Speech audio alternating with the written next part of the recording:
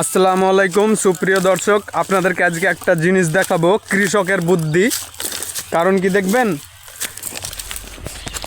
এই যে এখানে একটা মানুষের মতো করে দাঁড় করিয়ে রেখেছে, আর মাথায় কি দিয়েছে দেখুন, একটা ফুটবল, বাচ্চাদের ফুটবল, বাচ্চাদের না বড়োদেরই ফুটবল এখানে রেখেছে। কিসের জন্য জানেন?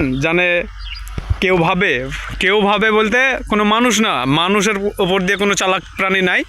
আর এখন কেউ ভাববে কাক, পাখি টাকি ভাববে যে ওখানে একটা মানুষ দাঁড়িয়ে আছে, ওখানে যাওয়া যাবে না।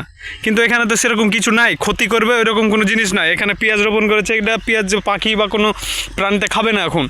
আর ওখানে আলু রয়েছে, আলু একটা জিনিসে খায়, খবিশমুখিয়া জিনিসে খায়। ওই খবিশমুখিয়াটা এই মাঠে প্রচুর রয়েছে। আর এখানে তো গম বোনা রয়েছে, এটার জন্য হয়তো রেখেছে, কোনো পাখি এসে গমের বীজ খেয়ে নিতে পারে, তার জন্য রেখেছে হয়তো।